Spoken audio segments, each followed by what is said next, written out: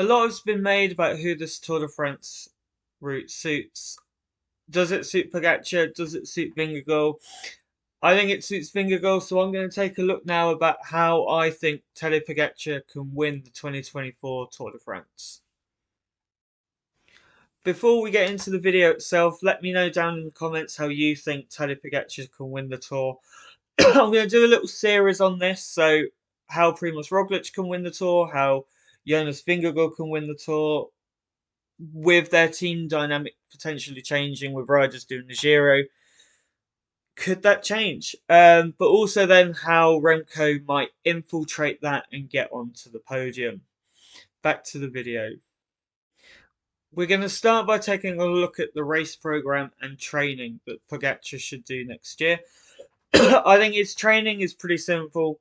Focus on improving that power even further on the longer climbs. He improved from 2022 to 2023. Can he step up another level on the longer climbs? I think also he needs to improve his fatigue resistance. We've seen as we get further on into the Grand Tours, or particularly hard mountain stages, he begins to struggle a little bit and cracks. So that is another aspect that I think he should work on, as well as going into the wind tunnel and improving his time trial position.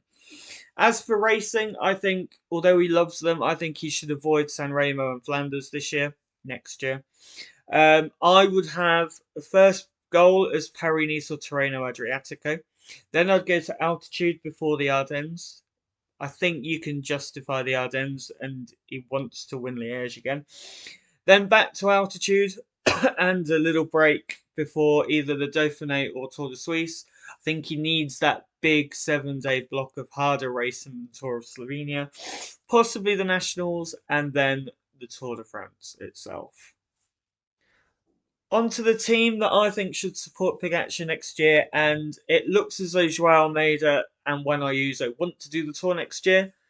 I think they should. I think that will be two excellent sort of second, third tier cards that UAE could use as sort of satellite riders, or riders like Sepp Kuss at the Vuelta to go in and try and gain time to force Jumbo to ride, while Pogačar can sit on and follow Jumbo-Visma. Adam Yates, fresh off the back of a Giro GC bid, will be a great super domestique. He can pick days to take it easy. He can pick days to go hard. We saw last year just how good he was for Pogačar and himself. Next climbing domestique I'd have is Pavel Sivakov. He's moved to do the Tour, so as long as he's going well, it will be unfair to leave him out. Strong rider, he showed well in the Giro for Ineos this year, so good rider. Next climbing domestic would either be Marc Soler or Rafa Majka. I'd probably go for Majka and have Soler at the Giro and then go to the Vuelta.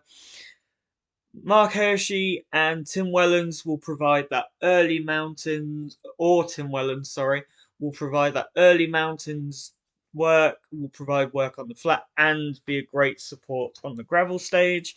And the big workhorse, the engine for the flat, chasing down breakaways, crosswinds on the gravel, Niels Pollitt will round out my UAE team for next year's Tour. Finally, we're going to look at how he should race next year's Tour. I think the last 2 years he's obviously been quite aggressive on the early stages, and that has really paid later on in the race. So take it easy. Take it easy. Don't always be the aggressor. You've got Almeida and Ayuso for that. So pick the days where you're going to go and save energy. The 3 stages that I would look at before Pla d'A on stage 14 are the Galibier. It's a short mountain day. It's not particularly hard. That final sort of 5k, 6k from the Lautere to the Galibier suits him. Probably suits him a little bit better than Vingegaard because it's shorter. Go, try it. Next stage is the TT. Obviously, you're going to not want to lose time on the TT.